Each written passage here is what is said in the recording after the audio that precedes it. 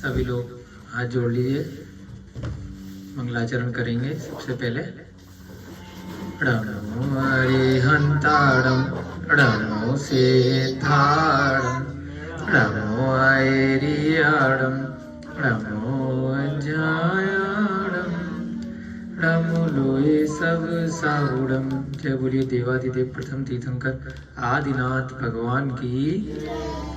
अंतिम तीर्थंकर 24वें श्री महावीर स्वामी वर्धमान भगवान की, अनंतानंत सिद्ध परमेष्ठी भगवानों की, इस युग के प्रथमाचार्य श्री चारित्र चक्रवर्ती आचार्य भगवान श्री शांत सागर जी महान मुनिराज की सभी को सादर जय जिनेन्द्र जय दु झड़ंदो। हम सभी लोग एक बार पुनः मिथिलापुरी तीर्थ क्षेत्र में जो नया विकसित हो रहा है सुनपुरा ग्राम में गौतम बुद्ध नगर में स्वाध्याय के लिए उपस्थित हुए हैं। सभी का महान पुण्य है, हमारा भी महान पुण्य है कि आप जैसे श्रेष्ठी लोग यहाँ सुनने के लिए उपस्थित हैं। चाहे वक्ता हो या श्वेता हो श्रोता हो, सभी के पुण्योदय से ही जिनवाणी का रसास्वादन होता है। आज अष्टानिका महापर्व जो कार्तिक मास में के बाद में जो दिवाली के बाद आज पहला दिन है अष्टानिका का। 8 दिन का यह पर्व शाश्वत पर्व है। जैसे 10 लक्षण पर्व होता है वैसे ही अष्टानिका का महापर्व कहलाता है। ये भी एक सिद्धांत ही है कि हमेशा ही इन तिथियों में रहता है। जैसे 3 बार 10 लक्षण आते हैं ऐसे ही अष्टानिका भी आते हैं। नंदीश्वर द्वीप नाम का एक द्वीप इस मध्य लोक में पाया जाता है, जहां हम लोग रहते हैं। इस जम्मू द्वीप के बाहर एक एक करके एक द्वीप है, फिर एक समुद्र है। इधर सामने की तरफ आ जाओ। फिर दोबारा से एक द्वीप है, फिर एक समुद्र है, एक के बाद एक द्वीप समुद्र। इस मध्य लोक में असंख्यात द्वीप समुद्र हैं, बहुत सारे हैं, हम गिन नहीं सकते। उन्हीं में से 8वें नंबर का यह द्वीप है नंदीश्वर द्वीप। बीच में समुद्र आते हैं तो ऐसे करके सब गिनेंगे तो 16वें नंबर की संख्या बैठती है। तो उस नंदीश्वर द्वीप में बहुत सुंदर चैत्यालय होते हैं, मंदिर होते हैं जिनेन्द्र भगवान। वहां चारों दिशाओं में प्रत्येक दिशा में 13 चैत्यालय रहते हैं। तो कुल मिलाकर 13 चौका 52 चैत्यालय हो जाते हैं। प्रत्येक जिनालय में 108 जिन प्रतिमाएं रत्नमयी बहुत सुंदर होती हैं। तो कुल मिलाकर के चारों दिशाओं में बहुत सारे सुंदर सुंदर मंदिर, बहुत सारे पर्वत, अंजनगिरी, विछार इत्यादि बहुत सारे। वहां पर देव लोग जाकर के पूजा अर्चना करते हैं। हम लोग मनुष्य पर्याय में वर्तमान की दृष्टि से तो वाहन इत्यादि का उपयोग करके एक स्थान से दूसरे स्थान पे जा पाते हैं। पंचम काल में हम सबकी आयु बहुत कम है, इसलिए बहुत ज्यादा लंबी दूरी हम तय नहीं कर पाए। एक स्थान से दूसरे स्थान पर जाकर के ज्यादा से ज्यादा हवाई जहाज से चले जाएंगे, ट्रेन से चले जाएंगे, बस से चले जाएंगे, गाड़ी से चले जाएंगे। तो हम बहुत लंबी दूरी नहीं जा सकते कि पता चला कि 100, 200, 300 साल तक वापस आए, क्योंकि अपने पास उम्र ही नहीं है इतनी। तो ज्यादा लंबी दूरी तक न जाने के दो कारण, एक तो ईंधन नहीं है, जो भी वाहन से जाएंगे तो वाहन मान लीजिए पेट्रोल से चलेगा, डीजल से चलेगा, सीएनजी से चलेगा, या आजकल इलेक्ट्रिक का चार्जर आ गया, तो वो दूसरी जगह नहीं मिलेगा तो गाड़ी बेकार है। जंगल में पहुंच गए कहीं पर तो फिर वापस कैसे आओगे, या आगे कैसे बढ़ोगे, तो वहीं पर परेशान हो जाओगे। तो इसलिए जहां तक उस ईंधन की क्षमता है, जहां वो पंप मिलेगा, बिजली का बोर्ड मिलेगा, वहीं तक तो जा पाओगे। इलेक्ट्रिसिटी, कोयला मिलेगा, गैस मिलेगी, इसलिए हम ज्यादा लंबी दूरी तक जा नहीं पाते, क्योंकि डिपेंड हो जाते हैं। पहले के काल में आदमी या तो पैदल चल रहा है, या घोड़े पे जा रहा है, रथों में जा रहा है, तो भले ही धीरे धीरे चलता था, फिर भी लंबी दूरी तय कर लेता था। क्यों? क्योंकि घोड़े को कोई बिजली तो चाहिए नहीं चार्ज होने के लिए, ना पेट्रोल डीजल गैस चाहिए, क्या चाहिए घोड़े को? घास फूस कहीं भी मिल जाएगी। तो चाहे धीरे धीरे रुकते रुकाते जाएगा, लेकिन एक दिशा में अगर ठान लिया तो चलते चले जाते थे। भरत चक्रवर्ती की भी कथा आती है कि जब वे दिग्विजय पे निकले थे 6 खंड का राज करने, 6 खंड को जीतने के लिए, है ना, तो कितने टाइम में आए थे वापस आयुष जी? बताओ कितने टाइम में आए थे? 6 महीने बाद। हाँ शास्त्री जी, है ना भैया? 6 महीने बाद। बताओ 60,000 वर्ष, 6 महीने नहीं, कितने? 60,000 वर्ष, है ना। इतने दिन में तो वह दिग्विजय करके वापस लौटे। इतना टाइम होता था, इतनी आयु थी। इतना बड़ा है ये 6 खंड, जिसमें एक जगह के बाद ज्यादा लंबे दिन रुकते नहीं थे। एक जगह जीता, फिर अगले दिन, फिर अगले दिन, इतना टाइम लग गया।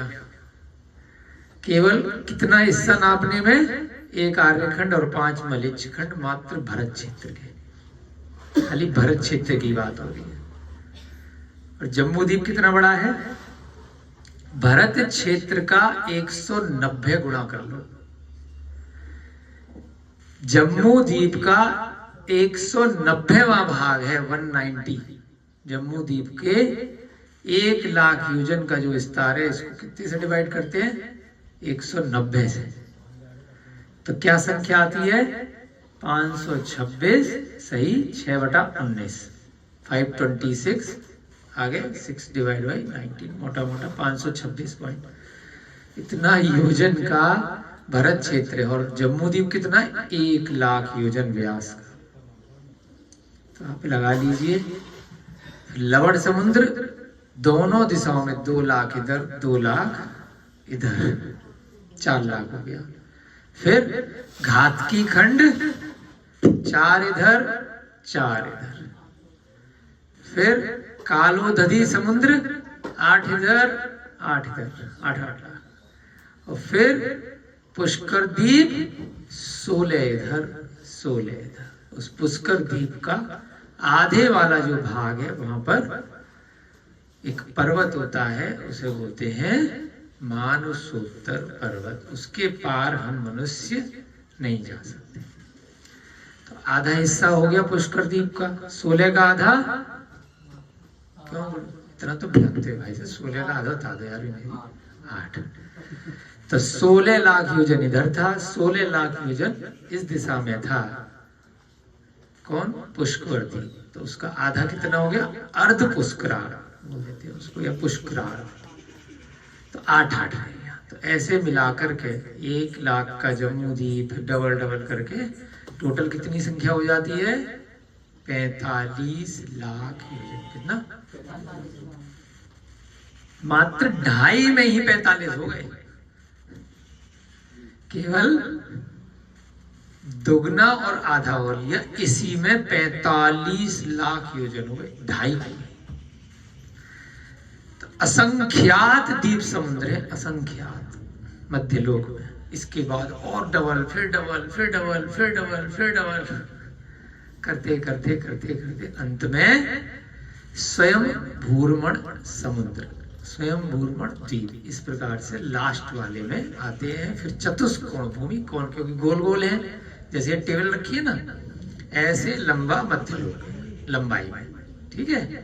तो अब गोला बनाया, ये आपने पेपर वेट दिया है ना, फिर एक गोला बनाया, फिर एक गोला बनाया, फिर बनाया, तो लास्ट में जाकर के जब ये गोला बना तो कोने कोने में खाली जगह छूट जाएगी, तो गोला नहीं बनेगा। तो ये क्या होता है, चतुष्कोण भूमि, कोने कोने छूट गए, ठीक है, ये खाली भूमि रहती है। फिर मध्य लोक का अंत हो जाता है और कोने में फिर वात विलय होते हैं, है ना, 3 प्रकार के, घनवात, घनोदधिवात और तनुवात। वहां पर वायु के पिंड इत्यादि रहते हैं। तो वहां तक हमारी पृथ्वी है, जिस पृथ्वी पे हम रह रहे हैं। परंतु मनुष्य कहां तक जा सकते हैं, मानसोत्तर पर्वत तक। अब उसके बाद भी फिर द्वीप है, फिर समुद्र है, तो ऐसे 16वें नंबर पे जाकर के कौन सा आता है, नंदीश्वर द्वीप। तो भाई कौन जाएगा वहां पर, हम तो नहीं जा सकते। कौन जाएगा शास्त्री जी, आज कर रहे थे ना सिद्ध चक्र विधान, है ना, देव जाएंगे। तो ये सब है क्या, दूसरा क्या बोला आपने, विद्याधर मनुष्य होते हैं। इसीलिए हमने आदि शब्द सुनते ही पकड़ लिया कि कुछ गलत है। विद्याधर मनुष्य ही होते हैं, वो नहीं जा सकते। मनुष्यों में ही कुछ रिद्धियां हो जाती हैं, या विजयार्थ पर्वत पर जो उत्पन्न होते हैं। जो 6 खंड अभी भरत क्षेत्र के जैसे बताए, तो नीचे वाला हिस्सा आर्यखंड, बीच वाला 2 मलेच्छ खंड दाएं और बाएं, बीच में विजयार्थ पर्वत है, उसके ऊपर फिर 3 मलेच्छ खंड। तो विजयार्थ पर्वत की उत्तर श्रेणी और दक्षिण श्रेणी पर जन्म से विद्याधर उत्पन्न होते हैं, और कहीं कहीं अन्य स्थानों पर, जैसे लवण समुद्र के अंदर पर्वत हैं बहुत सारे, तो वहां पर रावण थे। श्रीलंका, श्रीलंका ये वाली श्रीलंका नहीं है जो अपने मंदिर बना रखा है हिंसा के अंदर। श्रीलंका कौन सी है, लवण समुद्र के अंदर है, सोने की। तो वहां पर भी विद्याधर रहते हैं, बहुत स्थानों पर रहते हैं जहां हम जैसे मनुष्य नहीं होते। हनुमान जी कौन थे, विद्याधर थे, होते थे। पवन उनके पिताजी का नाम था, तो बोल देते पवन पुत्र, इसलिए उड़ते थे कि हवा के पुत्र हैं, वो एक कहने के लिए बात है। वो सब विद्याधर थे, बाली इत्यादि बहुत सारे। तो विद्याधर लोग भी अगर वर्तमान में हैं तो कहां तक जा सकते हैं, 2.5 द्वीप तक। वो उड़ करके विद्या के माध्यम से सुमेरु पर्वत जा सकते हैं, पूरे पंचमेरु की वंदना कर सकते हैं। जो 2.5 द्वीप है, इसी के अंदर 5 मेरु होते हैं। कौन कौन से मेरु होते हैं सौरभ भैया, सुदर्शन, विजय, अचल, विद्युन्माली और मंदर। पहला नाम है सुदर्शन, बीच वाला लाइन से है ये, है ना।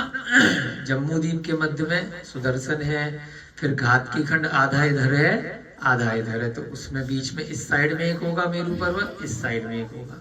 ऐसे ही फिर अर्धपुष्कर द्वीप आधा इधर है आधा इधर है, उसमें इधर वाले हिस्से में बीच में एक मेरु होगा, इधर वाले में होगा।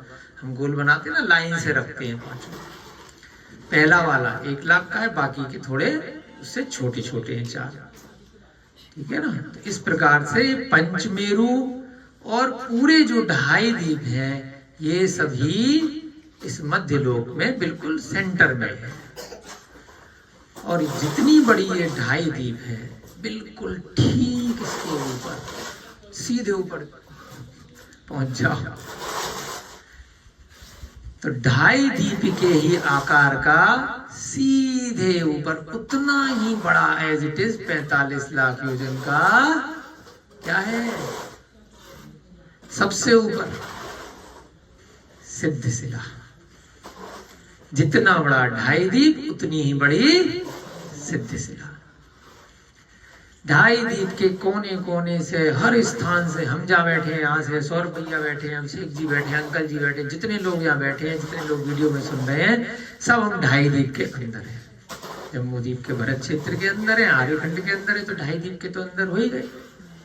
जैसे भारत देश के अंदर उत्तर प्रदेश में गौतम बुद्ध नगर, नोएडा में हम यहाँ बैठे हैं, तो भारत में तो आ ही गए ना, है ना। उत्तर प्रदेश में भी सारे आ गए, तो ऐसे ही हम सब ढाई द्वीप के अंदर हैं। तो जितनी बड़ी ये ढाई द्वीप की संरचना है, बिल्कुल इतनी ही बड़ी ऊपर सेम साइज की सिद्धिशिला है। तो जैसे ही मान लीजिए अभी बैठे बैठे रविकांत जी को मोक्ष हो जाता है,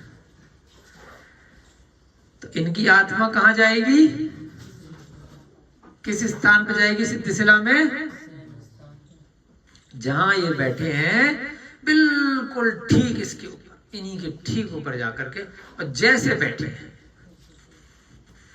तो ही तरीके से सिद्ध बन सकते हैं, या तो पद्मासन में या खड्गासन में, और दो ही दिशा में मुख करके बन सकते हैं, या तो उत्तर दिशा में या पूर्व दिशा में। तो उसी दिशा में और उसी अवस्था में इनकी आत्मा बस फटाफट से जैसे गोली चलती है वो लेट तक चलेगी, उससे भी जल्दी सेकंड के भी असंख्यातवें भाग में पहुंच जाएंगे। खड़े होंगे तो खड़े रहेंगे, फिर बैठे होंगे तो बैठे रहेंगे, आगे हमेशा हमेशा के लिए, अनंत काल के लिए, और सुख में रहेंगे। फिर कोई टेंशन नहीं, ना शरीर रहेगा, ना बच्चे रहेंगे, ना बीवी रहेगा, ना अड़ोसी पड़ोसी, ना रुपए पैसे की टेंशन, ना मकान दुकान की, कोई टेंशन नहीं किसी प्रकार की, तो अनंत सुख में रहेंगे। तो ऐसे ये ढाई द्वीप जो 45 लाख योजन का है, इसके पार जाते जाते नंदीश्वर द्वीप होता है। ऐसा शास्त्रों में वर्णन आया है, जिन्हें भगवान के मुख से निकला है, कि बहुत सुंदर प्रतिमाएं होती हैं, इतने सुंदर मंदिर होते हैं कि ऐसे मंदिर देवों के भवन में भी नहीं होते। तो इसलिए विशेष रूप से अष्टानिका महापर्व पे सभी देव देवियां, चारों निकाय के भवनवासी, यंत्र, वैमानिक और ज्योतिष सब आते हैं, और खूब 24-24 घंटे लगे रहते हैं, पूजा अर्चना करते। हम तो घड़ी देख करके भाग रहे थे ना कि भैया ऑफिस देखना है, भागो जल्दी पूजा करो, और वहाँ कोई टेंशन ही नहीं। क्यों? क्योंकि उनको कोई ऑफिस तो है नहीं देवों का। ऑफिस काहे के लिए देखना है अपने को? आपको नौकरी काहे के लिए करनी है बताओ? ये बच्चों को पालने के लिए, पेट पूजा करने के लिए, क्योंकि भूख लग रही है। खाना कहाँ से आएगा, कपड़े कहाँ से आएंगे, बिजली का बिल कैसे भरेंगे, किराया कैसे देंगे, EMI कैसे देंगे, उसके लिए तो काम धंधा करना पड़ रहा है। अगर सब कुछ अपने आप मिल जाए और भोजन की जरूरत नहीं पड़े, तो काहे के लिए पूरे दिन चक्करबाजी में लगेंगे, किसी की नौकरी में या व्यापार करने में। हम भी फ्री, तुम भी फ्री। देवों के पास इसलिए कोई नौकरी, पेशा, व्यवसाय है ही नहीं, ना भूख लग रही है। जब भूख लग रही है तो कंठ में अमृत चढ़ जाता है हजारों साल के बाद। जिस देव की जितनी आयु है, जैसे एक सागर की अगर किसी देव की आयु है, तो 1000 साल बाद भूख लगती है ना। इतने सालों के बाद जरा सा कंठ में अमृत, पेट भर गया, हो गया था। तो इस प्रकार से देवों की संरचना रहती है। वह देव वहां नंदीश्वर गोलियां आने लगी, जो मार्केट में गोलियां आने लगी, जो खा लो तो दिन भर 2 दिन भूख नहीं रहेगी। हाँ, गोलियां आने लगी, एनर्जी की गोली होती है, मानसिक रहती है वो। पेट को तो लगेगी, दिमाग को नहीं लगेगी।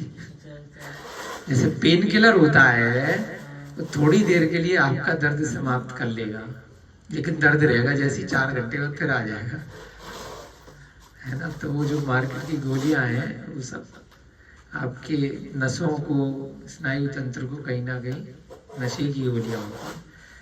तो जो विशेष दिन होता है, तो भाव रहते हैं कि कुछ ना कुछ उस बारे में चर्चा हो जाए। वैसे तो जो विद्वान लोग हैं उनको तो पता ही है, कुछ को नहीं पता है, कुछ को पता है, तो सभी के लिए हम एक चर्चा कर लेते हैं। क्योंकि ये सब नॉलेज हमें कहाँ से मिली? इन्हीं से पढ़ पढ़ के मिल रही है, सुन करके मिल रही है। तो हमसे आप सुनोगे, हम किसी और से सुनेंगे, तो इसे कहते हैं श्रुत परंपरा। हमने सुना, उसमें से अच्छी बातें ग्रहण कर ली, आपको बताई, फिर आपने ग्रहण कर ली, आगे आप बताओ, है ना। तो ये श्रुत परंपरा आगे चलनी चाहिए।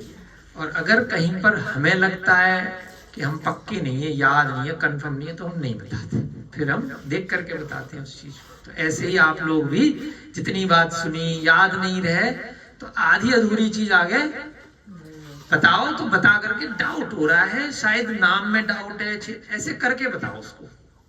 कंफर्म नहीं हो लेकिन मोटा मोटा सार ये है, नहीं तो सामने वाला बिल्कुल 100% आपकी बात को ले लेगा, नहीं तो थोड़ा सा डाउट करके लेगा, तो उसको दोबारा से चेक कर सकता है कहीं से, और उसको बता दो मैंने कहां से पढ़ा था भाई, मैं भूल रहा हूं, मेरी मेमोरी की शक्ति थोड़ा जमकाले कम हो गई है, याद नहीं है, लेकिन मोटा मोटा ऐसी बात थी। तो ऐसे करके बताओगे तो दोष नहीं लगेगा, नहीं तो बिल्कुल पक्का आपको नाम याद भी नहीं है किसी जगह का और आपने कंफर्म दूसरा नाम बता दिया, सामने वाले ने उसे मान लिया, फिर वो आगे दिक्कत रहती है ना। तो इस प्रकार से यहाँ पे सम्यक दर्शन के अंदर ही ये सारी बातें हैं। सम्यक दर्शन का मतलब होता है श्रद्धान करना। तो अब जाके तो नहीं देखा मैंने 2.5 दीप है रविकांत जी, मेरे पास, मेरी भी उम्र उतनी है जितनी तुम लोगों की है, मेरे पास भी कोई गाड़ी घोड़ा ऐसे नहीं है कि जो जाकर के देख आया हूं। मैंने भी जाकर के सिद्धि सिला नहीं देखी, ना मुझे याद है, ना मैंने नरक देखी, ना मैंने नंदीश्वर दीप देखा, तो मैं क्यों उस पर विश्वास करके बता रहा हूं? यही सम्यक दर्शन कि जो हमने इन ग्रंथों में पढ़ा है, जो भगवान की वाणी से निकला है, उस पर विश्वास कर लिया। जैसे छोटी सी बात मैं कई बार बोलता हूँ कि माँ बाप तुम्हारे ही हैं, तो किसने बताया, विश्वास कर लिया ना है? क्योंकि वो तुम्हारा पालन पोषण कर रहे हैं, खिला पिला रहे हैं, कपड़े दिलवा रहे हैं, शॉपिंग करा रहे हैं, सब खर्चे निकाल रहे हैं, तो भाई हमारा पालनहार है, तो यही होंगे हमारे माँ बाप, क्योंकि माँ बाप का एक कर्तव्य होता है। तो ऐसे ही जिनवाणी हमें पाल रही है, हमें अच्छी अच्छी बातें बता रही है, तो ये सही बता रही है। और कुछ कुछ चीजें जो इसमें, जो दूर की चीजें हैं, जो हम नहीं जा सकते, उस पर हम विश्वास कर लेते हैं। जो पास की चीजें हैं, जो हमने प्रत्यक्ष रूप से देखी सुनी है और वो भी यही लिखी है, तो हम मान लेते हैं। ज्योतिषी के पास तो गए होगे पंडित जी, गए हो कभी? वैसे कोई मिल जाता हो, हाथ देखने वाला, माथा देखने वाला, कुंडली देखने वाला, शादी के लिए तो गए होगे जरूर।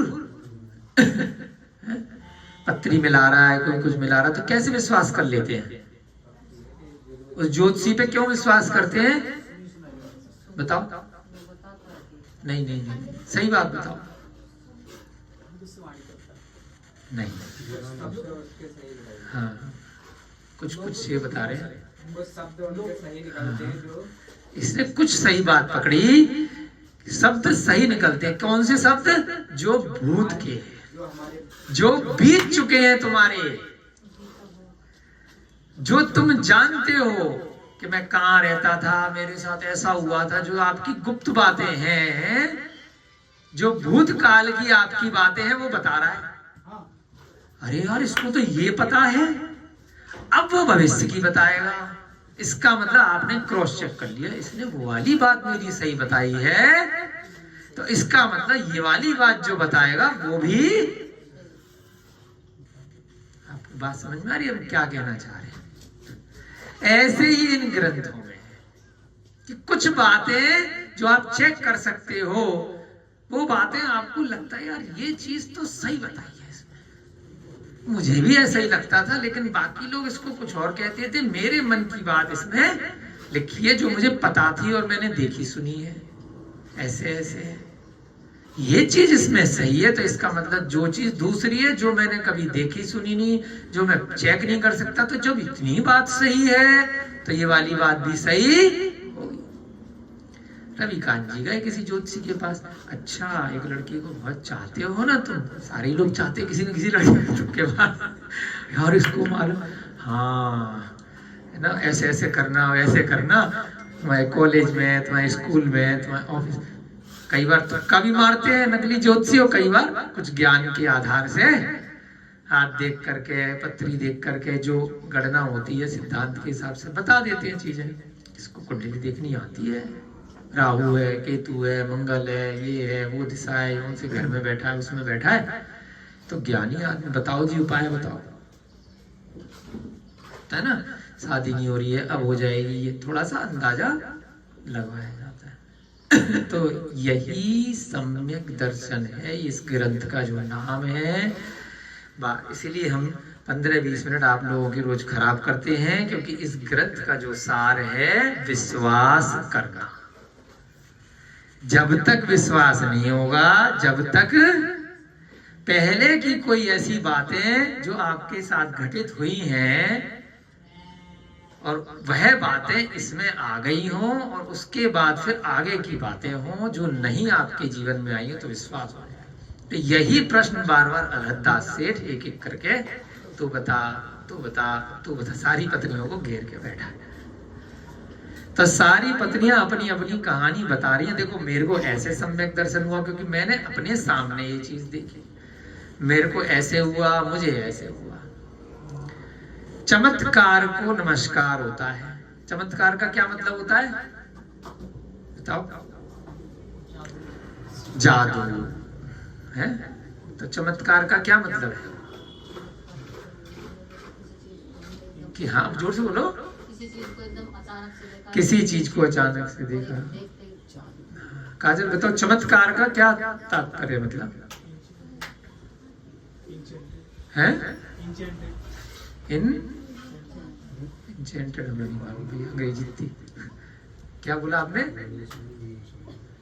मतलब इंग्लिश का वर्ड नहीं। चमत्कार को थोड़ा सा एक्सप्लेन करो। चमत्कार आपकी दृष्टि में क्या है?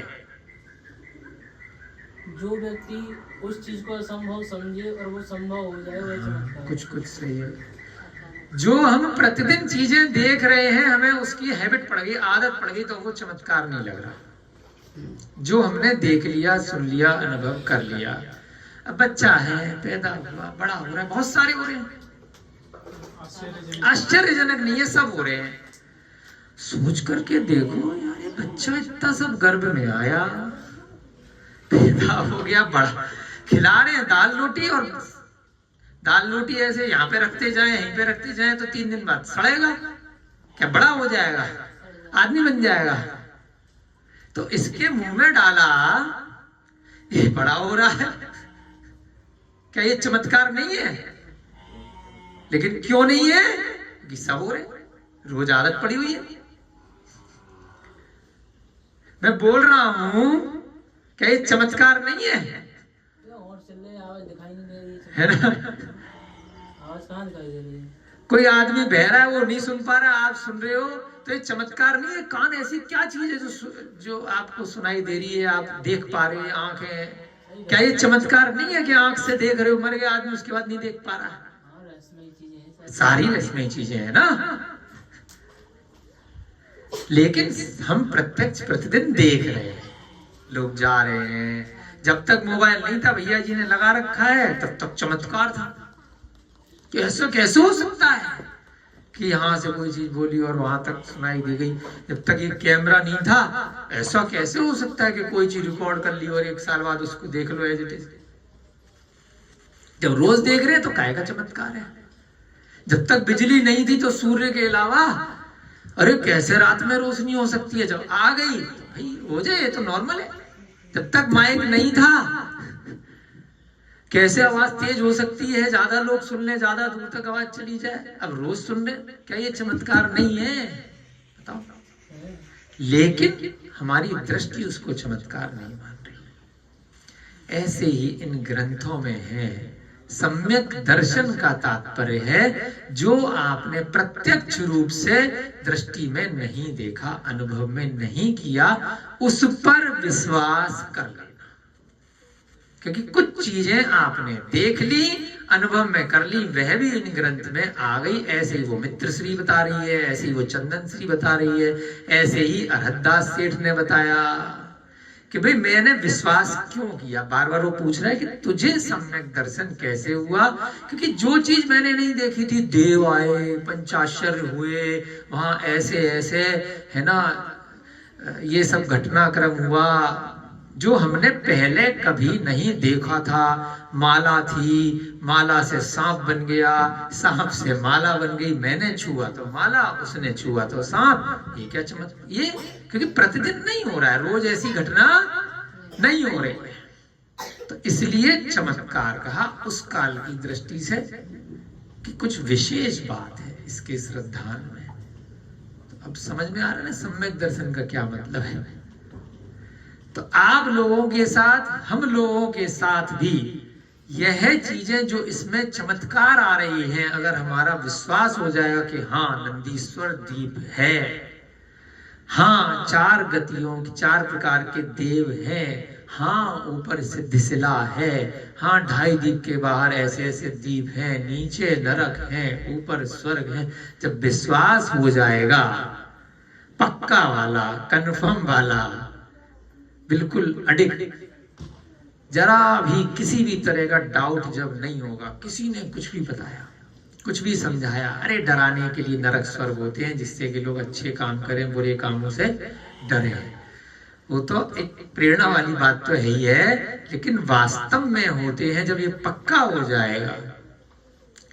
तो सम्यक दर्शन होने के लिए सम्यक ज्ञान जरूरी है। तो ये जो स्वाध्याय कर रहे हैं इससे सम्यक ज्ञान प्राप्त हो रहा है, तभी तो पता चलेगा ना कि कौन मेरे माँ बाप हैं, ज्ञान में आएगा ना ये है। तो ऐसे ही ज्ञान में आएगा कि ये स्थान है, इस स्थान पे हम रह रहे हैं, ऐसे सिद्धिशिला है, ऐसे नंदीश्वर दीप है। तो सम्यक ज्ञान के माध्यम से आपको पता चलता है कि विश्वास किस पे किया जाए, श्रद्धा किस पे की जाए। तो इस प्रकार से यहाँ पर जो चंदन श्री ने कथा बताई उस पे सभी लोगों ने विश्वास कर लिया। सोमा की जो कथा बताई है, परंतु एक पत्नी है कुंदलता, वह अभी भी विश्वास नहीं कर रही है। तो इसलिए वहां जो राजा बैठ करके, मंत्री बैठ करके और एक चोर बैठ करके उस कथा को सुन रहे हैं, वह कह रहे हैं कि सुबह होकर के इस कुंदलता को दंडित करेंगे, क्योंकि ये विश्वास क्यों नहीं कर रही है। अरे भाई क्या जबरदस्ती है, इतने सारे लोग सुन रहे हैं, जो समझे तो उसकी मर्जी, जो नहीं समझे तो उसकी मर्जी, क्या जबरदस्ती है ना। जो सुनेगा, जो समझेगा, जो विश्वास करेगा तो एग्जाम में लिखेगा, वो पास हो जाएगा। जो ना सुने या फिर सुन करके अनसुना कर दे, समझे नहीं, एग्जाम में लिखेगा नहीं, विश्वास नहीं करेगा तो फेल हो जाएगा। हम जबरदस्ती तो किसी को पास पकड़ के नहीं करा सकते कि आ और तू एग्जाम में ले और पास हो, हम पकड़ पकड़ के तो मोक्ष नहीं करा सकते। तो सम्यक दर्शन भी जबरदस्ती नहीं कराया जा सकता किसी भी प्रकार से। ठीक है ना। तो अब तीसरी कथा आपकी हो गई थी, जल्दी से इस तीसरी कथा का समरी आपको बता देते हैं।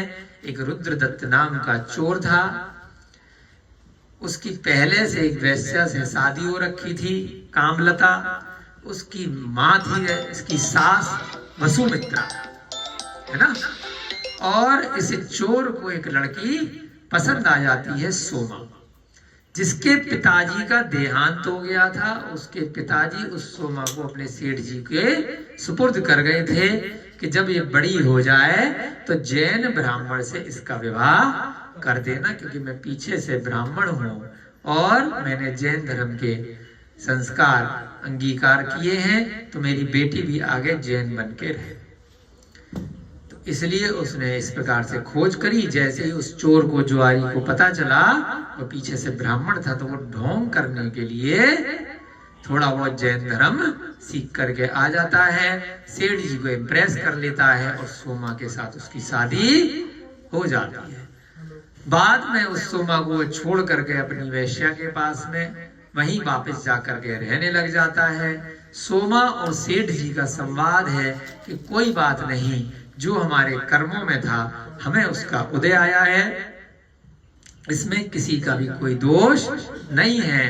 यह तो हमारे कर्मों का ही दोष है, हमने जरूर किसी के साथ पिछले भवों में कोई गलत कार्य किया होगा। समता भाव के साथ वो सेठ जी और वह पुत्री सोमा उस कष्ट को सहन कर लेते हैं। सेठ जी थोड़ा सा धन देते हैं सोमा को कि इससे अपना कर्मों की निर्जरा करो, पूजा ध्यान करो, पुण्य की क्रियाएं करो। तो सोमा उस पैसे से मंदिर बनवाती है, प्राण प्रतिष्ठा करवाती है, मूर्ति लगवाती है, जिनेंद्र भगवान का खूब अभिषेक पूजा अर्चना करवाती है, चारों प्रकार के जो अपने आहार दान देती है, चतुर्विध संघ को, मुनि महाराज आर्यिका श्रावक श्राविका को, और वहां पर फिर पूरे समाज को, शहर को, गांव को बुलाती है भोजन पे। तो उस भोजन के लिए जब आमंत्रित करती है तो जिस व्यक्ति ने उसको धोखा दिया था उसको भी बुला लेती है। वसुमित्र, कामलता और वसुमित्रा सबको न्योता देती है गांव में। तो सभी लोग भोजन के लिए आते हैं। सासू माँ उसकी जो वसुमित्र जो चोर है, जुआरी है, जब देखती है कि इसकी दूसरी पत्नी कितनी सुंदर है, गुणवती है, कहीं इसके चक्कर में ये वापस आ गया तो मेरी बेटी को, कामलता को कष्ट होगा, इसलिए वसुमित्रा क्या करती है, एक षड्यंत्र रचती है कि इस सोमा को कैसे मारा जाए। एक मटके में माला डाल के, फूल माला डाल करके, और अंदर उसमें जहरीला सांप रख देती है और कहती है कि इससे भगवान की पूजा अर्चना करो।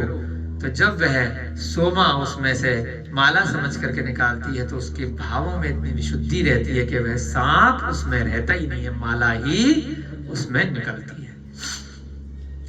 बाद में जब वह उनको भोजन वगैरह करा करके विदाई देती है तो वह माला थी, जैसे कहते हैं ना भगवान के चढ़े हुए पुष्प हैं, चलो ले लो, है ना, रख के ले जाते हैं ना, कॉपी में रख लिए अपनी मेमोरी के लिए, गंदोदक के साथ में। तो माला ले ली, फल ले लिए आहार दान के बाद में, है ना, भोजन नहीं कर पाए तो फल ले लेकर के चले जाते हैं, ऐसे भी माला ले लो। तो जैसे ही वह माला वह कामलता को डालती है तो कामलता जो उसकी दूसरी पत्नी थी वैश्या, उसको वह माला सांप वापस बन जाती है और उसको डस लेती है। वसुमित्रा बहुत घबराती है कि मेरी बेटी तो मर गई, मारने तो मैं इसको आई थी, मर ये गई, ये क्या हुआ। तो राजा के पास जाकर के अपना टुकड़ा रोती है। राजा जब ये सारी घटना को सुनता है तो वह उसको सच मान करके उसकी परीक्षा करता है। सोमा को बुलाया जाता है, पूछा जाता है, उसने कहा मैंने तो कोई सांप नहीं डाला, मैंने तो ऐसा नहीं किया।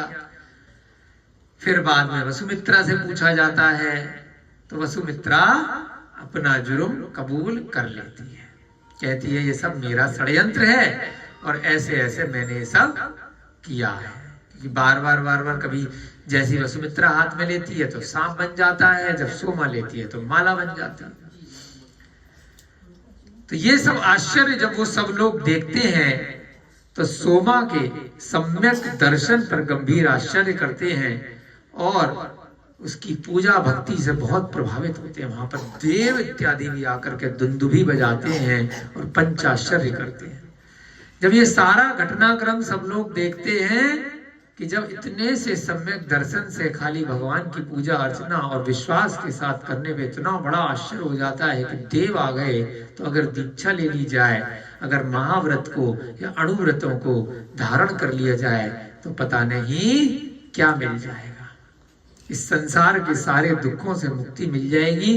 तो बहुत सारे लोग वहां पर इस सम्यक दर्शन की महिमा से अपने अपने शक्ति के अनुसार, कोई महाव्रतों को मुनि महाराज बन जाता है, कोई श्रावक बन जाता है और कोई अन्य अपने अपने श्रद्धा के अनुसार, अपनी अपनी शक्ति के अनुसार व्रतों को ग्रहण कर लेता है।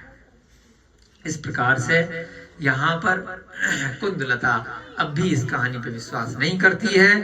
अब आगे देखते हैं विष्णु श्री की कथा, चौथे नंबर पे। एक और पत्नी का नंबर आएगा, अपना भी आएगा, कभी किसी काल में किसी भव में बता देना कि हमने सारी कथाएं सुनी थी और अपनी कथा ही मान करके हमें सम्यक दर्शन हो गया। हमारी अपनी कथा यही है कि हमने सारी कथाएं सुनी है। हाँ, अगले जन्म में, इस जन्म में कोई पूछे कि विनय भैया सम्यक दर्शन कैसे हुआ था? सम्यक कौमुदी ग्रंथ पढ़ के हुआ था, सुन के हुआ था। सम्यक प्राप्त विष्णु श्री की कथा। अगली पत्नी का नाम आया विष्णु श्री। तदनंतर अरहत दास ने अब विष्णु श्री से कहा, हे प्रिय, ऐसे बोलते थे पहले अपनी पत्नियों को, सम्यक प्राप्ति में कारणभूत कथा का। सारी सम्यक दृष्टि पत्नियों से शादी करिए, एक को छोड़ करके। तुम भी बताओ कि भाई तुम्हें सम्यक दर्शन कैसे हुआ? विष्णु श्री से पूछा। भरत क्षेत्र के वत्स देशत्र में कौशाम्बी नामक नगरी है। समझ में आ गया ना भरत क्षेत्र कितना बड़ा है? उस भरत क्षेत्र में एक वत्स देश है, वहां पे नगरी है कौशाम्बी। अभी बिहार में या कहीं पर है, और यहाँ पर भी एक कॉलोनी है गाजियाबाद में, कौशाम्बी मेट्रो स्टेशन, इलाहाबाद के पास। इन्हीं नामों पे नामकरण कर देते हैं, या कई बार वही प्राचीन रहती है। उसके राजा का नाम था अजितंजय। अजितंजय राजा थे, है ना। अपन की देखो ज्यादा मेमोरी तो है नहीं, तो इसलिए हमने आपको कई कक्षा पहले बताया था कि जितनी देर स्वाध्याय चल रहा है उतनी देर के लिए इन नामों को याद कर लो। फिर जो कहानी का सार है, या एक आधा जो मुख्य पात्र है, जैसे सोमा मुख्य पात्र है, कहीं कोई है, तो एक आधा नाम वो मेन वाला याद हो जाएगा, और बाकी सारे याद कर लो। इतने सारे नाम हमारी तो क्षमता है नहीं, हम तो भूल जाते हैं। बाकी आप लोगों में से जिनकी अच्छी मेमोरी रहे, तो भाई अपनी अपनी मेमोरी है, उस प्रकार से आप याद कर सकते हो। बार बार रिपीट करोगे तो याद हो जाएंगे। जैसे पहाड़े होते हैं 1 से 100 तक के, है ना, गिनतियां होती हैं, तो बार बार बचपन से अपन बोलते हैं तो याद हो जाते हैं। A से Z तक की, है ना, वर्णमाला है, हिंदी की है, तो बार बार आप रिपीट करोगे तो आपकी स्मरण शक्ति में ये चीजें अच्छे से आ जाएंगी। रानी कौन है? सुप्रभा।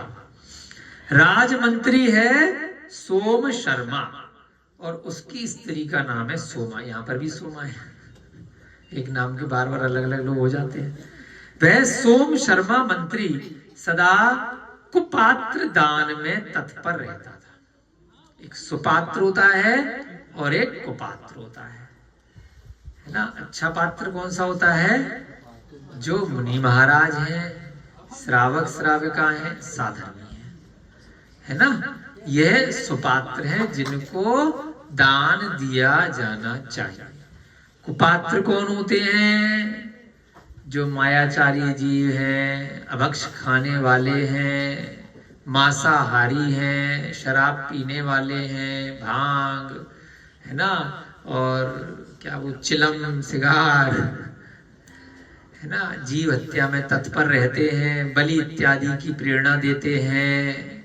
ठीक है, ऐसे जीवों को दान देना। भिखारी देखा, पहले से नशे में धुत्ते, और दे आए उसको, है ना, भैया जी हैं, इनको दे दिए 100 रुपए, है ना, जाके पी आए, तो कुपात्र है। तो ऐसे कोई भी हो सकते हैं, अन्यथा नहीं लो। तो जब कन्फर्म पता है कि इस पैसे से ये आदमी गलत चीज लेगा, तो उसको पैसे जो देगा, पी इन्होंने, जिसने दिया उसके पेट में गई, वो जाएगा ना, ये तो बाद में जाएंगे, वो पहले जाएगा जो दे के गया। वो भी नाले में रहेगा, ये भी रहेंगे, है ना। कन्फर्म है।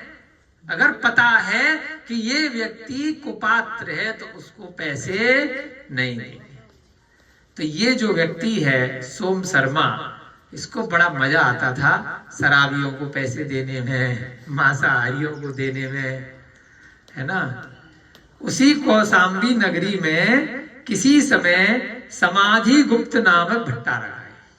भट्टारक भी मुनि महाराज ही होते। वो इस काल में कथनचित आ गया है भट्टारक परंपरा कि जब ऐसा काल आया कि मुनि महाराजों के विहार पे रोक टोक थी अलग अलग राजाओं के काल में, तो मंदिरों की रक्षा के लिए, ग्रंथों की रक्षा के लिए, अपनी निर्ग्रंथ चर्या का या अपनी श्रावक की चर्या का पालन करने के लिए एक स्थान पर जब मुनि महाराज रुके, 4 महीने का जो चतुर्मास है उससे ज्यादा, तो इसलिए उनको बोला कि ये भट्टारक है जी। अभी इस काल में एक कथनचित भेद करने के लिए, जबकि भट्टारक मुनि महाराजों का ही एक पर्यायवाची है ना। प्राचीन काल के हिसाब से देखेंगे तो बहुत सारे ग्रंथों के जो रचयिता हैं उसमें मुनि महाराज के नाम के आगे भट्टारक लिखा रहता है। जैसे अभी सागर लगा देते हैं ना, कभी कहीं पर नंदी लगाते हैं, कहीं पर कुंद स्वामी लगाते हैं, कहीं भट्टारक लगाते हैं, तो ये सब मुनि महाराज ही होते हैं। समाधि गुप्त नामक भट्टारक आए। उन्होंने नगरी के बाहर स्थित उपवन के मध्य में मासोपवास की प्रतिज्ञा करी।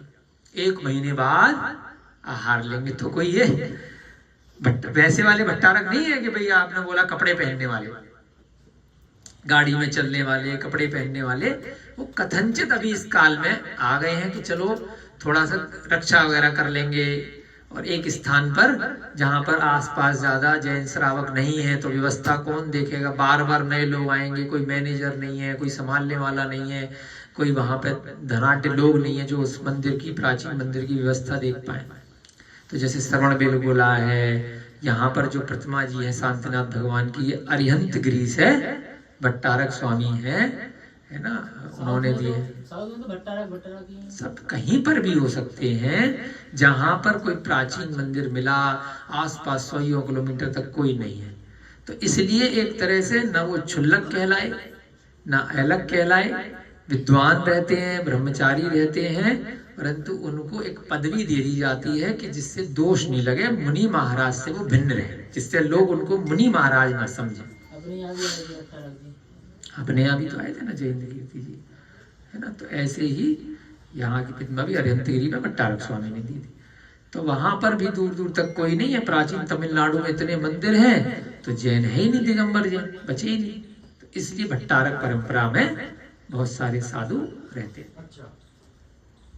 परंतु ये जो भट्टारक है, देखिए 1 महीने में 1 बार आहार ले रहे हैं, है ना। बहुत साधु तपस्वी रहते हैं अपनी अपनी शक्ति के अनुसार। वह उपवन यानी कि किसी जंगल है या कोई गार्डन है, ऐसी ऐसी जगह जाकर रुकते हैं। उस अतिशय से वह वन अत्यंत सुशोभित हो गया। मुनि महाराज कि इतना अतिशय है, जब वहां पर अपने संघ के साथ आए तो उस वन में खूब फल पौधे पेड़ अच्छे से लग गए अपने आप, उनके प्रभाव से। उन्होंने कोई जादू नहीं किया। यहाँ पर भी क्या चमत्कार हो रहा है, लेकिन अपने आप हो रहा है। उनके वहां पहुंचने से भगवान जब विहार करते हैं, समुद्रण में से निकलते हैं, तो अपने आप देव आकर के कमलों की रचना करते हैं, आकाश में विहार हो रहा है। तो साधारण लोगों की दृष्टि से चमत्कार है, जिन्होंने पढ़ा है, विश्वास किया है, हाँ ऐसा होता है। उस अतिशय से वह वन अत्यंत सुशोभित हो गया। अशोक, कदम्ब, आम, मौलसिरी तथा खजूर आदि के जो वृक्ष पहले सूख गए थे, मतलब ये मौसम नहीं था आम आने का, खजूर आने का, कदम्ब आने का, वे फल फूल व कोपलों से युक्त हो गए। एकदम से उसमें फल लग गए बिना ऋतु के। शाखा और उप शाखाओं से व्याप्त हो गए, खूब उसमें नई नई शाखाएं निकल गई।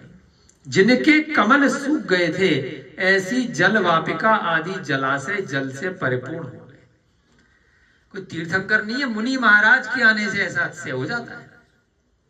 गए थे ना भामेर, आप कहाँ पे कुएं में पानी आ गया था, वहीं की तो बता रहे थे। पानी सूख गया, वहां जी पहुंचे तो कुआं भर गया, है ना।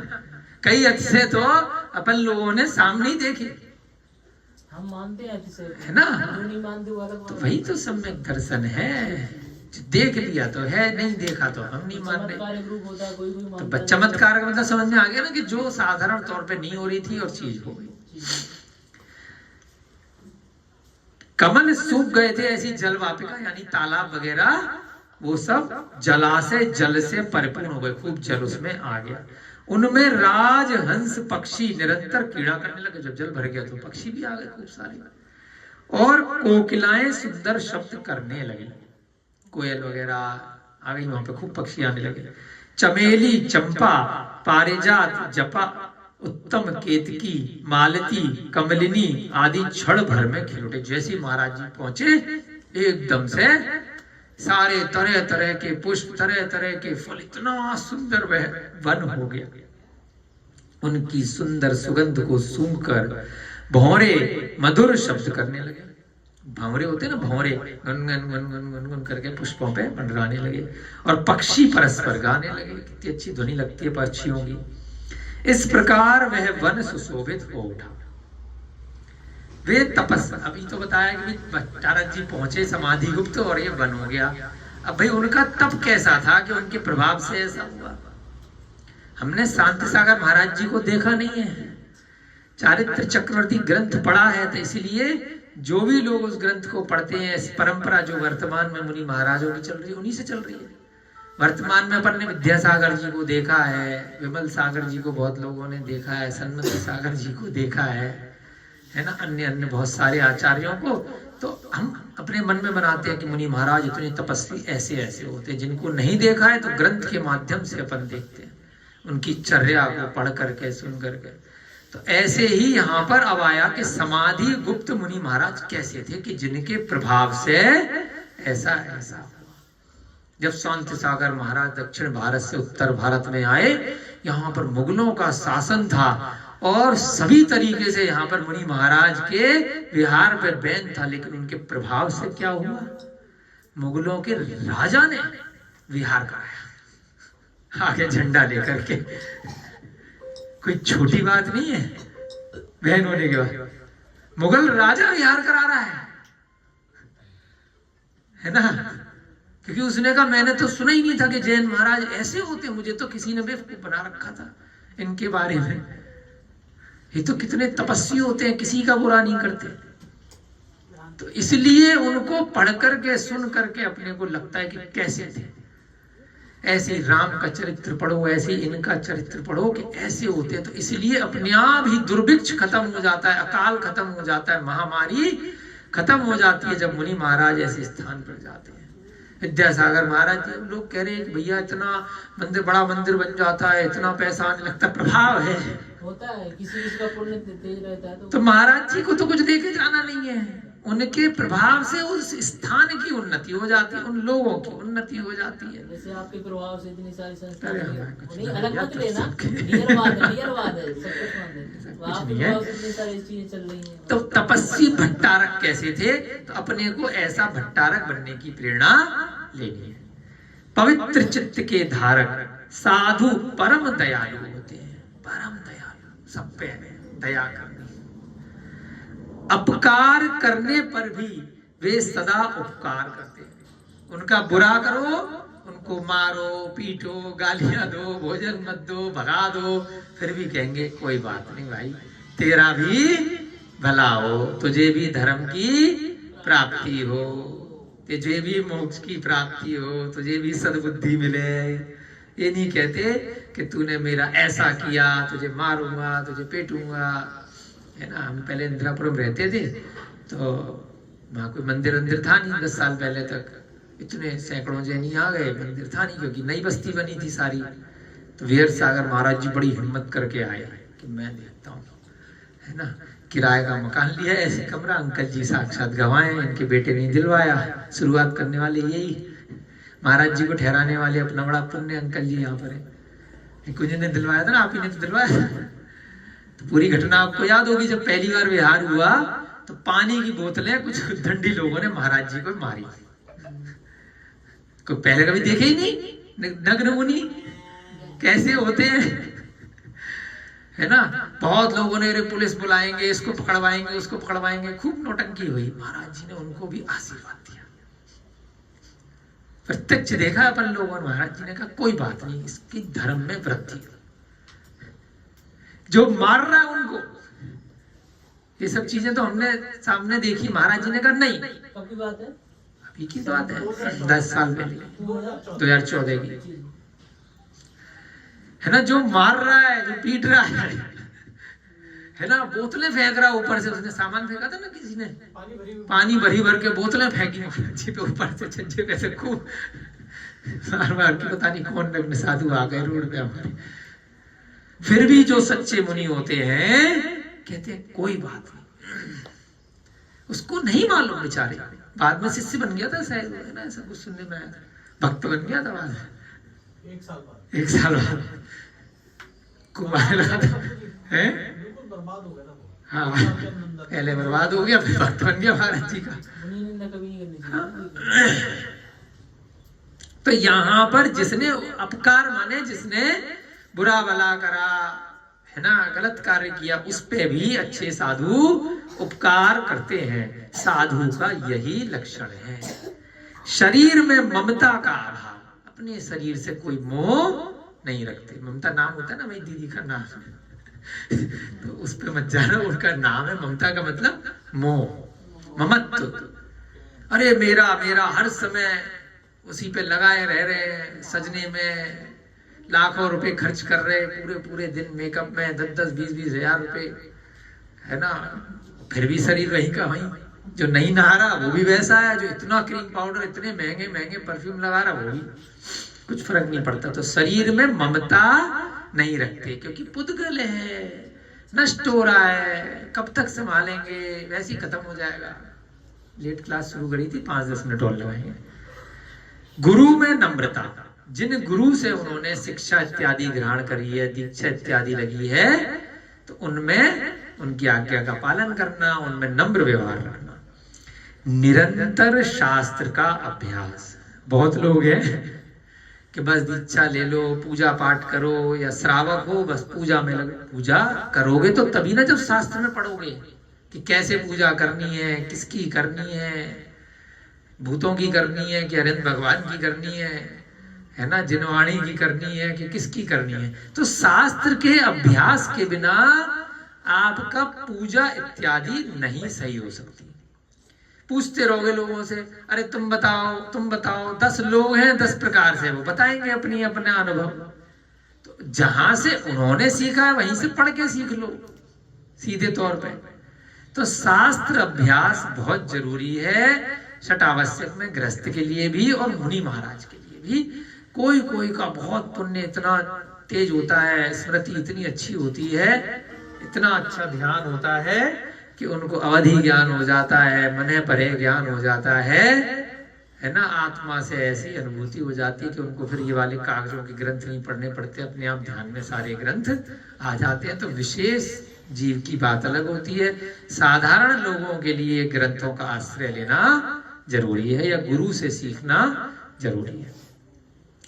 चारित्र की निर्मलता, जो चारित्र ग्रहण किया है, 2 प्रकार का चारित्र होता है, एक देश चारित्र और सकल चारित्र। जो अणुव्रत लेते हैं श्रावक है ना, एक पहली प्रतिमा से लेके 11 प्रतिमा तक, वो कहलाते हैं एक देश चारित्र। जो महाव्रती बन जाते हैं मुनि महाराज, उनको बोलते हैं सकल, पूरी तरह से। अब वो निर्ग्रंथ हो गए, दिगंबर मुनि बन गए।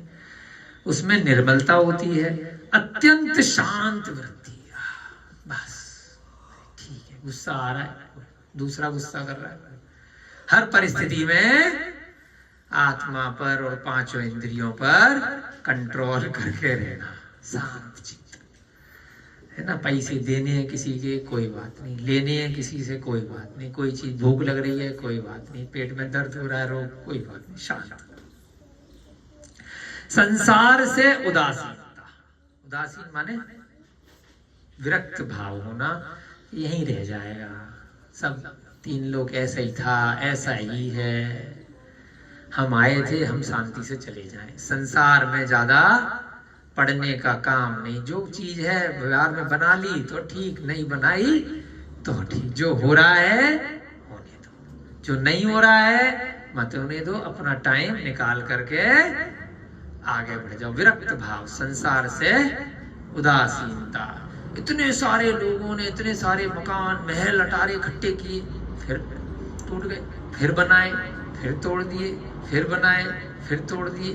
कोई चीज बनाई फिर नष्ट, फिर बनाई फिर नष्ट, अनादिकाल से चलता आ रहा है। पल्स होती है ना अंकल जी, जैसे कोई बीमार होता है तो ऐसे चलती है ना, ऐसे बड़ी तेजी से चलती है, तो ऐसे ही संसार की पल्स चलती रहती है।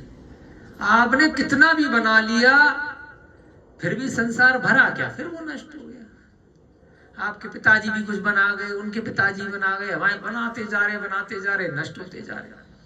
रुपया पैसा आपने मुझे दिया, मैंने तुरंत इसे दे दिया, उसने उसे दे दिया। आजकल ऑनलाइन है, आरटीजीएस आई, एनएफटी आई, ये पेटीएम आया, इधर से आया, मैंने इसे दिया, इसे। सब लोग मेहनत करे जा रहे हैं, कोई खेती कर रहा है, कोई दुकान चला रहा है, कोई नौकरी कर रहा है, और अल्टीमेटली बाद में आया गया पैसा। इतनी मेहनत करी सुबह से लेके शाम तक, जो आया पैसा किसी को दे दिया, बदले में कुछ खाना ले लिया, कपड़े ले लिए, वो भी नष्ट हो गए। खाया गया सुबह खाली, पिया खाली, कपड़े कुछ दिनों बाद, मकान, सब चीजें नष्ट हो रही हैं। बस ऐसे ही टाइम पास कर रहे हैं, पता नहीं क्यों कमा रहे हैं, क्यों मेहनत कर रहे हैं। जी मेहनत अच्छी दिशा में कर दो, बस मेहनत करो मोक्ष मार्ग पर बढ़ने के लिए, ये इसका सार है। संसार से उदासीन होकर के रहो कि बहुत मेहनत करने का कोई फायदा नहीं है, इससे अच्छा मेहनत कम करो और खाली बैठ जाओ बस, तो मोक्ष चले जाओगे। बहुत मेहनत कर ली अनादि काल से, बहुत लेबरगिरी कर ली, बहुत नरक में भी मेहनत कर ली, बहुत त्रियंच गति में भी माल ढो लिया, बहुत मनुष्य पर्याय में भी बहुत काम करा, बहुत पल्लेदारी कर ली यहाँ से वहां। अब उदासीन हो जाओ।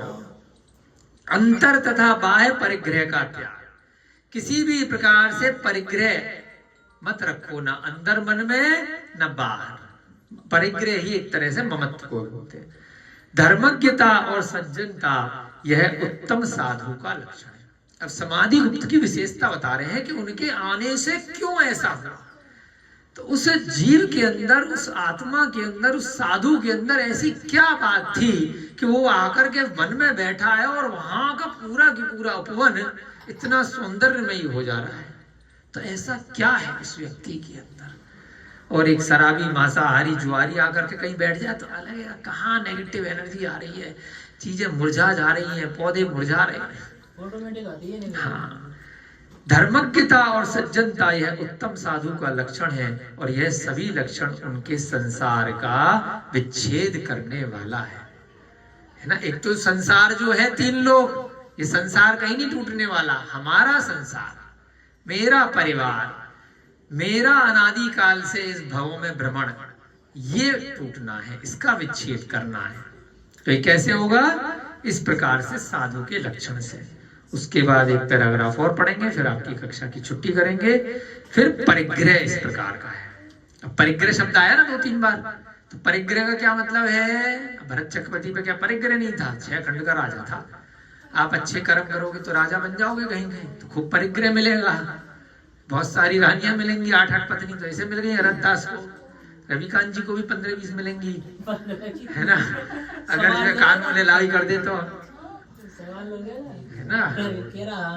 अच्छा तो यही है, दिक्कत क्या है? तो ऐसे ही पुण्य उदय से आपको परिग्रह खूब मिलेगा, लेकिन उसमें रमना नहीं है, उसमें डूबना नहीं है। ऊपर ऊपर से जो मिल गया यही रह जाना है। तो परिग्रह तो है, लेकिन परिग्रह में ममत्व का अभाव रखना है, तो वह कहलाता अपरिग्रह। होते हुए भी उसमें मैं घुसा हुआ नहीं हूं। मेरा मेरा मेरा मेरा मेरा मेरा मेरा मकान, मेरी बीवी, मेरे बच्चे, मेरा ये, मेरा वो, मेरा पैसा, तो उसमें परेशान हो जाएगा। हर समय उसी के लिए, उसी चिंता में डूबा रहेगा, तो जब मरेगा तो वहीं जाकर के उसी का सांप बिच्छू कीड़ा बन जाएगा, उसी खजाने का। परिग्रह क्या होता है? खेत, मकान, धन, धान्य, धन माने पैसा, धान्य माने अनाज इत्यादि, दासी दास, अरे मेरे 100 स्टाफ, मेरे 1000, मेरे 20,000, ये सब मेरे हैं भैया, कोई तेरे नहीं। 1 महीने 2 महीने 3 महीने की तनख्वाह मत दो, सब आ जाएंगे लड़ने के लिए। कोई नहीं है तुम्हारे, पुत्र पुत्री भी तुम्हारे नहीं है, पत्नी भी नहीं है। पत्नी को उसकी डिमांड पूरी नहीं करो, ज्वेलरी मांगी है नहीं दो, आ जाएगी अपने रूप में 2-4 महीने बाद, है ना। खाना कितना ही देते रहो, उससे उसको संतुष्टि नहीं है। ज्वेलरी अगर नहीं दी, है ना, तो उसका रूप वही जाने, और जिनकी शादी हो गई है वो जाने, बाकी जिनकी शादी नहीं हुई है वो समझ लें, है ना। चेक कर लेंगे अगर नकली लाके दोगे तो, कि नकली बेवकूफ बना रहे हो, नकली भी नहीं दे सकते। करना कुछ नहीं है, लेकिन चाहिए। एक स्वभाव होता है, जैसे बच्चों का स्वभाव है खिलौने से खुश हो जाना, तो एक पत्नी का स्वभाव है आभूषण से खुश हो जाना। कुछ समय के लिए होते हैं वो। खेत मकान धन धान्य दासी दास आदि द्विपद गाय, ये सब भी आपके गाय भैंस, चतुष्पद 4 वो जो था ना गाड़ी हो गए रथ हो गए, वाहन शैया आसन वस्त्र और बर्तन, ये सब 10 बाह्य परिग्रह हैं, है ना। देखो डिटेल में आपको बताया ना। परिग्रह बाहरी कौन से हैं, दोबारा से जल्दी से सुन लो, फिर समय हो रहा है आपका। खेत यानी कि जमीन वमीन जो ले ली खेती बाड़ी के लिए, रहने के लिए मकान बना लिया, रुपए पैसे डॉलर या फिर आजकल क्रिप्टो करेंसी ऑनलाइन, है ना, या डीमैट अकाउंट या अकाउंट में पैसा, ये भी सब धन ही है ना। सोना चांदी सब। धान्य दासी दास गाय भैंस, चतुष्पद 4 पहिए वाले जो हाथी वाथी हो गए या वाहन हो गए, शैया आसन, ये सब भी सोने के लिए, बर्तन है, सारे वस्त्र हैं, ये सब बाहरी परिग्रह है। अब अंतरंग परिग्रह, अंदर के, इस बॉडी के अंदर के परिग्रह, मिथ्यात्व, सम्यक दर्शन का विपरीत, यानी कि विश्वास नहीं करना इन सब बातों पे, ये है मेन परिग्रह। इसका त्याग करो तब बढ़ोगे आगे। वेद, वेद का मतलब ऋग्वेद और अथर्ववेद से नहीं है। वेद का मतलब है? अरे भाई सब सारे शास्त्री बैठे हो यार, 1 2 3 4 5 6। वेद का मतलब स्त्री वेद, नपुंसक वेद और पुल्लिंग वेद बोलते हैं। दोनों शब्द एक ही हैं, एक ऋग्वेद अथर्ववेद सामवेद, वो अलग होते हैं वैदिक परंपरा में। हास्य आदि 6 नौकशाएं, हास्य रति अरति, है ना, भय जुगुप्सा, ये सब क्या है, नौकशाएं। क्रोध आदि 4 कषाय, क्रोध मान माया लोभ। बेमतलब में किसी को अप्रैल फूल बना रहे हैं, इससे भी क्या होता है, दोष लग रहा है, झूठ बोल रहे हैं ना, मायाचारी करो, अरे वो मर गया, अरे ये हो गया, अरे वो एक्सीडेंट हो गया, अप्रैल फूल बनाया, बाद में हंस रहे हो, झूठ बोल करके बेवकूफ बना करके किसी को। आजकल वो चल गया एक इंटरनेट पे बहुत, क्या बोलते हैं, क्रैम्प प्रैंक, क्रैम्प या प्रैंप ऐसे कुछ बोलते हैं ना, प्रैंक। हाँ, मतलब जा करके वीडियो बनाने के लिए, अरे तेरे को डराया, वो सब मायाचारी है, अपना एंटरटेनमेंट। और कोई डर गया, किसी का कुछ है ना बुरा हो गया, किसी का कुछ है ना गलत आपने वीडियो बना ली, तो ये सब, ये हास्य रति अरति, इनसे बहुत आपको कर्मों का बंध हो रहा है। ये सब बेकार की चीजें हैं। उल्टी सीधी पिक्चरें देखना, मन में कषाय के भाव आना, ये सब गलत है। राग और द्वेष, ये 14 अंतरंग परिग्रह है।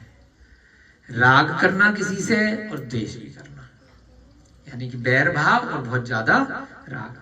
यही भाव प्राकृत गाथा में दर्शाए भी गए हैं। प्राकृत की गाथा है, उसमें भी बताए हैं। मिथ्यात्व के 3 वेद, मिथ्यात्व हो गया, फिर 3 वेद हो गए, स्त्री नपुंसक पुल्लिंग, हास्य आदि 6 कषाय, क्रोध आदि की चौकड़ी, ये सब मिलकर 14 अंतरंग परिग्रह कहलाते हैं।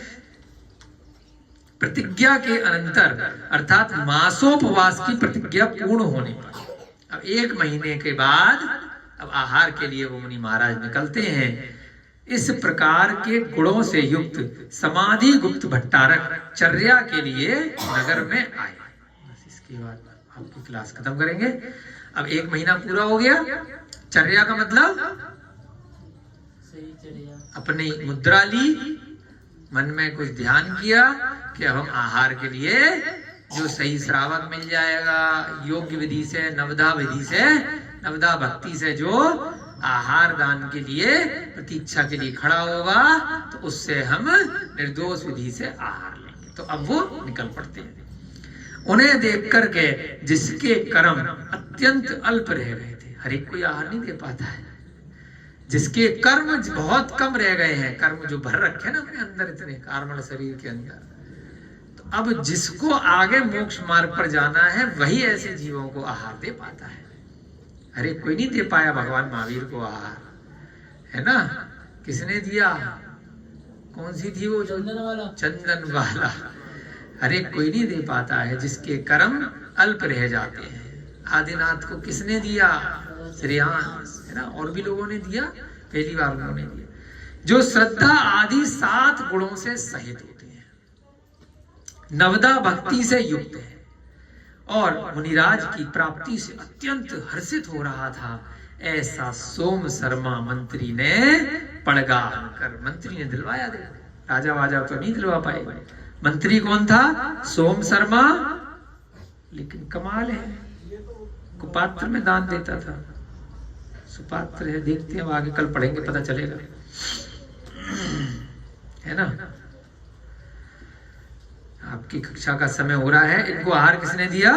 सोम शर्मा मंत्री ने आहार दान दिया। अब पढ़ेंगे भाई क्यों दिया है इसने, क्या ऐसा हुआ है। ना तो हो सकता है सुपात्र होगा, यहाँ पर प्रिंटिंग मिस्टेक भी हो सकती है। कल पता चल जाएगा कि सोम शर्मा ने ऐसे मासोपवासी मुनि महाराज को आहार दान दिया, है ना। चलो अपन भी ऐसे ही अनुमोदना करेंगे कि हम भी कभी ऐसे निर्गंत मुनि को आहार दें। सभी को सादर जय जिनेन्द्र, जय दू जय दो।